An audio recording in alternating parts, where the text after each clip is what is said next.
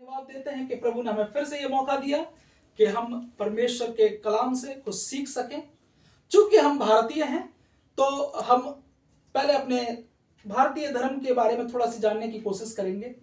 जैसे हम बात करते हैं रामायण के बारे में, श्री वाल्मीकि की रामायण उत्तराखंड, उसके 73 और उसके 1 और 4 में कुछ इस प्रकार से लिखा हुआ है। जरा बातों पे ध्यान देना कि वाल्मीकि रामायण उत्तराखंडे 73 1 से 4 उसमें लिखा है कि जब राम जीत कर आ गए और अपने शासनकाल में वो शासन करने लगे तो उन्होंने अपने भाई शत्रुघ्न को मथुरा भेज दिया और मथुरा भेजकर कहा कि तुम मथुरा में जाके अपना राजपाट बनाओ और वहां पे गद्दी संभालो।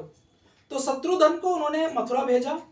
राम, भरत और लक्ष्मण दोनों भाइयों के साथ धर्म पूर्वक राज्य का पालन करने लगे। अयोध्या में रहकर बड़े सुख और आनंद से रहने लगे। कुछ दिनों के बाद उस राज्य के भीतर रहने वाला एक बूढ़ा ब्राह्मण अपने मरे हुए बालक की डेड बॉडी सबको लेकर राजद्वार पर आया। वह दुख से व्याकुल और नाना प्रकार की बातें कहता हुआ रो रहा था और कहता है, बेटा बेटा की पुकार मचाता हुआ विलाप करता था। हाय, मैंने पूर्व जन्म में कौन सा ऐसा पाप किया था। ये ब्राह्मण बोल रहे हैं, बोल रहा, हाय, मैंने पूर्व जन्म में ऐसा कौन सा पाप किया था कि आज अपनी आंखों के सामने मैं अपने इकलौते बेटे की मृत्यु को देख रहा हूं। उत्तराखंडे 73 उसके 7, 8 और 10 में लिखा है, मुझे याद नहीं पड़ता। वो ब्राह्मण कहते हैं जिनका बच्चा मर गया, वो ब्राह्मण कहते हैं, मुझे याद नहीं पड़ता कि कभी मैंने झूठ मुंह से निकाला हो, किसी की हिंसा की हो अथवा समस्त प्राणियों में से किसी को भी कभी कष्ट पहुंचाया। फिर आज किस पाप से मेरा यह बेटा मृत कर्म किए बिना ही, वैसे बच्चे को अपने पिता की मिट्टी लगानी चाहिए तो पितृ कर्म बोलते उसे, पितृ क्रिया। कहता और इसी के मैंने ऐसे कौन से पाप किए हैं कि मेरे बेटा को मुझे आग लगानी थी पर आज मुझे अपने बेटा के लिए आग लगानी पड़ रही है। मैंने कभी किसी से झूठ नहीं बोला, मैंने कभी पाप नहीं किया। बाल अवस्था में भी यमराज के घर चले गए, मेरे बिना किसी पाप किए हुए मेरा बेटा इस कम उम्र में यमराज के घर चला गया। वो ऐसा बोल बोल कर रो रहा है।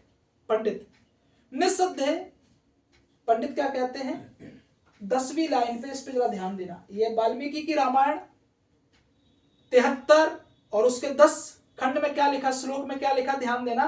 वो वाल्मीकि ब्राह्मण कहता है जिसका बेटा मर गया, वो कहता है, निस्संदेह श्री राम का ही कोई महान दुष्कर्म है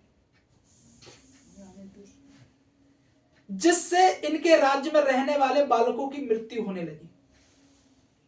उसने किस पे उंगली उठाई? राम पर उंगली उठाई। कहता है ये जरूर राम ने ही कुछ ऐसा दुष्कर्म किया है जिसके चलते उनके राज्य में इस बालक की मृत्यु हो गई। जब ये बात राम को पता चली तो राम बड़ा व्याकुल हो गए। उत्तराखंड 74 उसके 1, 2, 3, 28 और 30 में लिखा हुआ है कि श्री राम ने उस ब्राह्मण को इस तरह दुख और शोक से भरा हुआ रोना सुना। इससे वे दुख से संतप्त हो उठे। उन्होंने अपने मंत्रियों को बुलाया। राम परेशान हो गए कि भाई मेरे ऊपर, मेरे कैरेक्टर पे उंगली आ गई। तो राम ने क्या किया, अपने मंत्रियों को बुलाया तथा वशिष्ठ मुनि को बुलाया।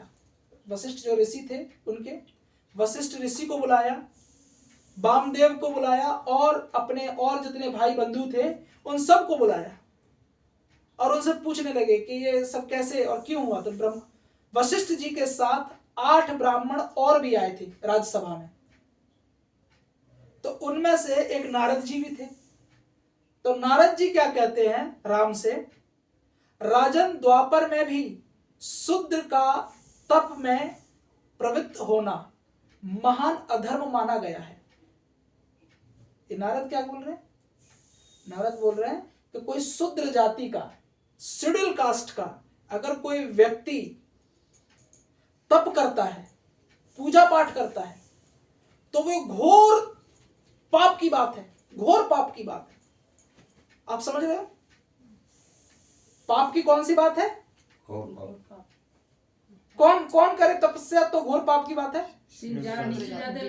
जो नीची जाति के लोग हैं, जो शेड्यूल कास्ट के हैं, वो अगर तप करते हैं तो ये घोर पाप की बात है। पंडित बोल रहे, ये बोल रहा है, नारद बोल रहा है, नारद बोल रहा है राम से। कहते हैं कि द्वापर में भी अगर शूद्र जाति, अगर द्वापर में कृष्ण थे और कृष्ण से पहले राम आए, तो नारद कहते हैं कि द्वापर में भी अगर शूद्र अगर तपस्या करे, तप करे, तो ये घोर पाप की बात है। फिर अभी आप जिस राज्य में हैं, अभी जो आपका समय चल रहा है, उसके बारे में क्या कहते हैं सुने।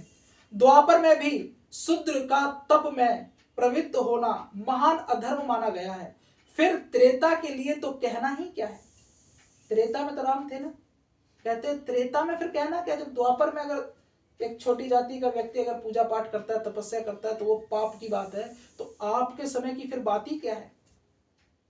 महाराज, निश्चय ही आपके राज्य के किसी सीमा पर कोई शूद्र महान तप का आश्रय ले तपस्या कर रहा है, उसी के कारण इस बालक की मृत्यु हुई है। आपने ध्यान दिया? इस ब्राह्मण का बच्चा किस लिए मरा? যে ছোট যে লোক সিভিল কাস্টের লোক তারা যে তপস্যা করেছে হয়তো তার কারণেই ওই বাচ্চাটা মারা গেছে। তো राम ने दोष लगाया, राम ने मृत्यु की तो कोई बात ही नहीं, जिसका समय आ गया वो तो मर ही जाता है। आप ध्यान दें बातों पे। नारद बोल रहे हैं राम से, कहते हैं कि इस बच्चे का मरने का कारण यह है कि कोई शेड्यूल कास्ट का व्यक्ति, कोई शूद्र जाति का व्यक्ति तपस्या कर रहा है। अब मैं आपसे पूछना चाहता हूं मेरी प्रियो, तपस्या पूजा पाठ करना ये गलत है कि चोरी और व्यभिचारी करना गलत है? चोरी और व्यभिचार, वो तो बेचारा कुछ गलत काम तो कर नहीं रहा, चोरी तो कर नहीं रहा था, हत्या तो कर नहीं रहा था, सिर्फ तपस्या ले रहा था, ईश्वर का नाम जप रहा था। कहता है नारद कि वो तपस्या कर रहा है इसलिए ये बच्चा मरा है, और ये घोर पाप है क्योंकि ये छोटी जाति का व्यक्ति कर रहा है, इसलिए घोर पाप है। जो कोई भी शूद्र मानव जिस किसी की भी राज्य में या राजा के राज्य में या नगर में अधर्म या ना करने योग्य काम करे, तो उस राजा का राज्य और वो नगर नष्ट हो जाएगा। ये बातें नारद कह रहे हैं। नारद कह रहे हैं कि अगर कोई छोटी जाति का व्यक्ति ने अगर तपस्या कर ली, ईश्वर का नाम जप लिया, तो राजा का भी विनाश हो जाएगा, उस नगर का भी विनाश हो जाएगा। आप इन बातों पे ध्यान दे जरा। नारद के कहने से राम ने पुष्पक विमान बुला लिया।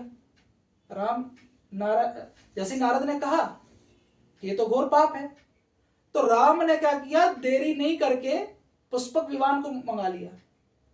पुष्पक विमान जो जिस पे कभी रावण बैठ के चलता था, उस पुष्पक विमान को राम ने बुला लिया, क्योंकि अब राम ने उसे जीत लिया था। और राम ने धनुष, बाण और तलवार हाथ में लेकर इधर उधर उसे खोजने लगे कि कौन ऐसा व्यक्ति है जो तपस्या कर रहा है। तो उन्होंने पश्चिम खोजी, उत्तर खोजी, पूरब खोजा, सारी दिशाएं खोजने के बाद वो जब दक्षिण की ओर गए तो उन्होंने देखा कि एक सरोवर के तट पर एक तपस्वी बड़ी भारी तपस्या कर रहा था। एक सरोवर के तट पे एक तपस्वी, एक व्यक्ति बड़ी भारी तपस्या कर रहा था। देखकर राम को तपस्वी के पास आए। जब राम ने देखा कि तपस्या कर रहा, तो राम उस तपस्वी के पास आए और बोले, उत्तम व्रत का पालन करने वाले तुम धन्य हो। पराक्रमी पुरुष, तुम किस जाति के हो? ईश्वर के डाक में जाति रहती। ये राम बोल रहे हैं, ये राम बोल रहे हैं कि तुम किस जाति के हो, किस जाति में तुमने जन्म लिया।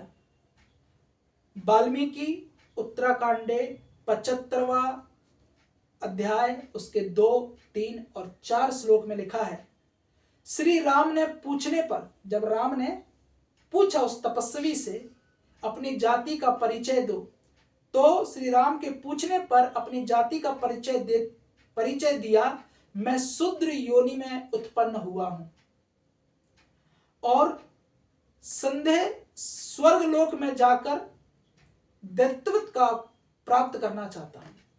उनकी इच्छा थी, उस तपस्वी की इच्छा थी, जो शूद्र जाति का जो था, उसकी इच्छा थी कि मैं तपस्या करके स्वर्ग में सिंहासन को हासिल करूं। लेवल पर ना आ जाए। आप ध्यान दो कि शूद्र जाति तपस्या कर रही है स्वर्ग में जाने के लिए। वो कोई गलत तो नहीं कर रहा। जब राक्षस तपस्या करके स्वर्ग मांग सकते हैं, तो एक शेड्यूल कास्ट का व्यक्ति अगर तपस्या के दम पर अगर स्वर्ग की प्राप्ति कर रहा है, तो क्या गलत कर रहा है बेचारा? हाँ? जैसे ही वो इन बातों को बोल ही रहा था कि मैं स्वर्ग जाना चाहता हूं, इसलिए मैं तपस्या कर रहा हूं। श्री राम, मैं झूठ नहीं बोलता। वो शूद्र जाति का जो व्यक्ति था वो कहता, श्री राम मैं झूठ नहीं बोलता, मेरा नाम सम्मुख है। क्या नाम है मेरा? सम्मुख। मेरा नाम सम्मुख है। वह इस प्रकार कह ही रहा था कि श्री राम ने म्यान से चमचमाती तलवार से उसका सिर काट दिया। वो बेचारा, उस तपस्वी व्यक्ति, वो शूद्र जाति का व्यक्ति, वो सम्मुख नाम का व्यक्ति, वो अपनी बातें खत्म नहीं कर पाया और राम ने उसकी गर्दन उड़ा दी। किस लिए उड़ा दी? वो तपस्या कर रहा था इसलिए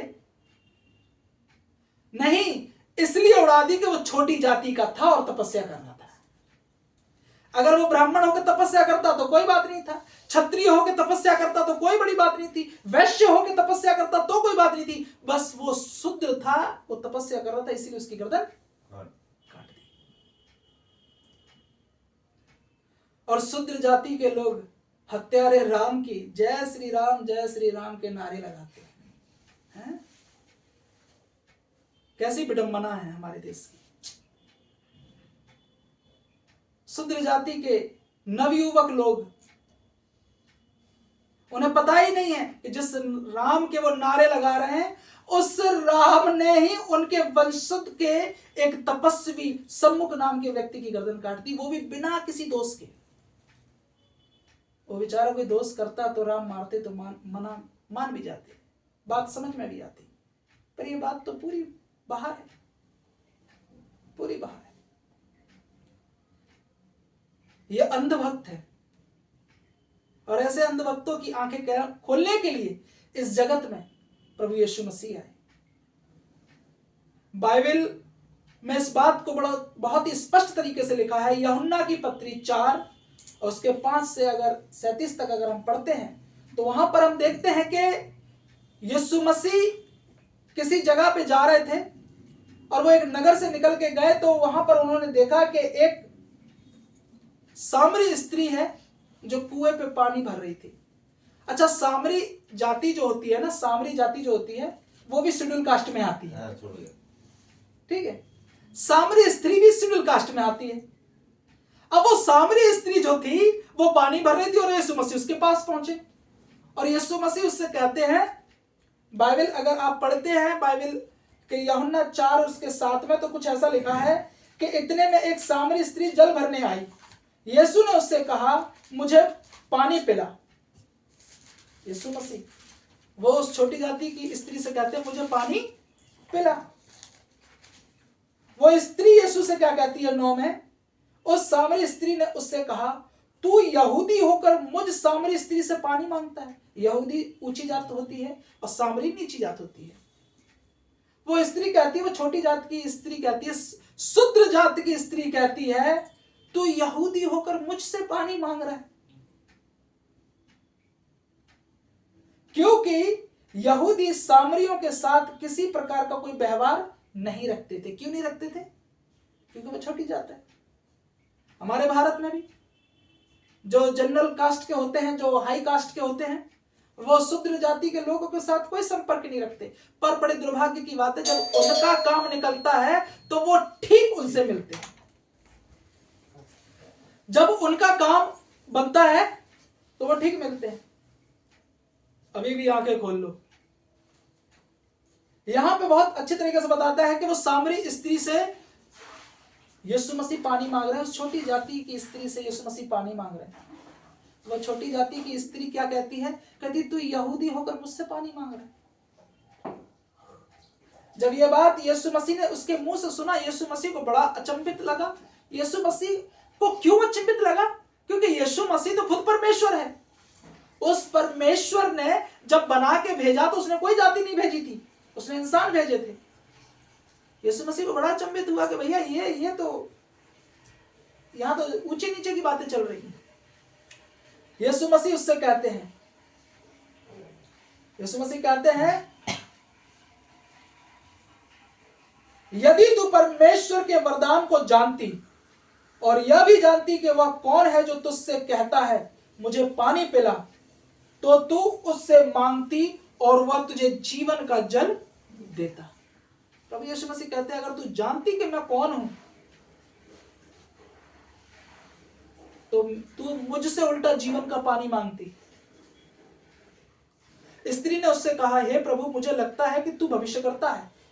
वो छोटी जाति की स्त्री समझ गई कि ये कोई आम आदमी नहीं है जो ऐसी बातें कर रहा है, जरूर इसमें कुछ बात है। वो स्त्री समझ गई, वो कहती है, मुझे लगता है कि तू जरूर कोई भविष्यद्वक्ता है।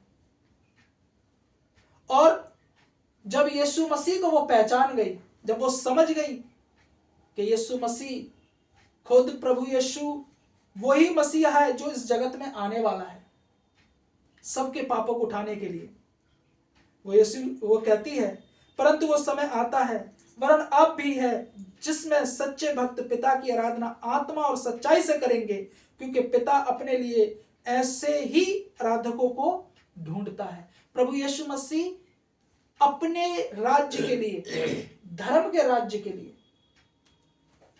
ईश्वर के राज्य के लिए वो ऐसी जाति के व्यक्ति को ढूंढता है, ऐसे मनुष्य को वो ढूंढता है जो प्रभु के भूखे और प्यासे हों। जरूरी नहीं है कि वो शूद्र हो या ब्राह्मण हो या वैश्य हो या फिर वो कोई भी दूसरे क्षत्रिय हो। वो चाहता है ऐसे हो जो परमेश्वर के भूखे और प्यासे हो। प्रभु यीशु मसीह ने कोई भेदभाव नहीं किया। उस शूद्र जाति की स्त्री से जाके मिला, उससे बातचीत की। पर हमारे देश का बड़ा दुर्भाग्य है, राम की जिसकी पूजा करते हैं, जिन राम को ईश्वर का रूप दिया है, जिस राम के लिए अयोध्या में इतना बड़ा मंदिर बना है, वो राम ने शूद्र जाति के सम्मुख नाम के व्यक्ति को सिर्फ इसलिए मार दिया कि वो तपस्या कर रहा था।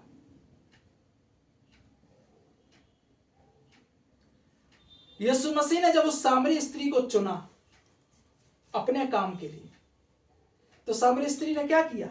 28 में लिखा है, तब स्त्री ने अपना घड़ा छोड़कर नगर में चली गई और लोगों से कहने लगी, आओ एक मनुष्य को देखो जिसने सब कुछ जो मैंने किया था मुझे बता दिया, कहीं यही तो मसीह नहीं?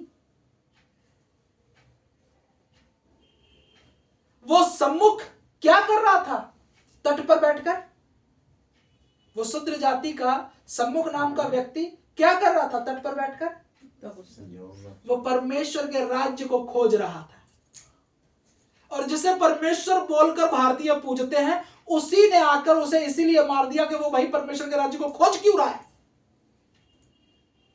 जबकि यीशु मसीह जब उस स्त्री के पास पहुंचे तो वो स्त्री को प्रभु यीशु मसीह ने ये कहा था कि तुम मेरे धर्म और राज्य को खोजो।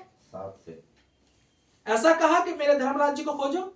सिर्फ ये कहा, अगर तू जानती कि मैं कौन हूं तो तू मुझसे जीवन का जल मांगती। और जब वो स्त्री जान गई, यीशु मसीह को कहने की जरूरत नहीं पड़ी थी, वो आप ही यीशु मसीह के काम को करने के लिए दौड़ पड़ी।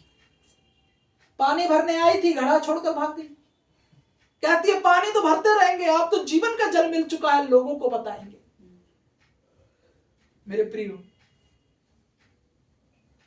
हमें जानना है कि वाकई में परमेश्वर जो सारी सृष्टि को बनाने वाला है, क्या उसने जातियां बनाकर भेजा था? नहीं, उसने जातियां बना के नहीं भेजा था। और जो जातियां बनाकर अपनी आराधना कराते हैं वो परमेश्वर हो ही नहीं सकते। परमेश्वर वो है जो बिना किसी के भेदभाव के हर एक व्यक्ति को अपनी संतान कहे, क्योंकि बनाने वाला एक है। वो परमेश्वर हो ही नहीं सकता जो अपने बनाई हुई सृष्टि में ही ऊंचे और नीचे के लेवल को तौलता हो। वो परमेश्वर हो ही नहीं सकता। वो लोगों ने अपनी मनगढ़ंत कहानियां बना के उसे देवता बना दिया है। सच्चाई को खोजने की आज जरूरत है। हिंदू एक अल्पसंख्यक धर्म है। हिंदू एक अल्पसंख्यक धर्म है क्योंकि इसमें 80% शूद्र है। अगर शूद्रों को उनका पुराना इतिहास पता चल गया तो शूद्र या तो ईसाई बन जाएंगे या मुसलमान बन जाएंगे। हिंदू धर्म शूद्र को मूर्खता पर टिका हुआ है।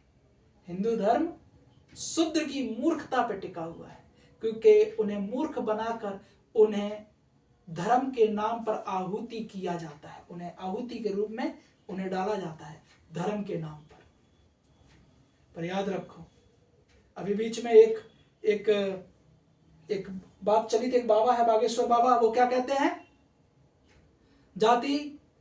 जातिवाद का करो विदाई और कैसे सब भाई भाई, जातिवाद का करो विदाई सब भाई भाई, ऐसे कुछ करके अभी उन्होंने श्लोक निकाला। अगर ये जातिवाद की विदाई अगर कर रहे हो तो ईमानदारी से करो।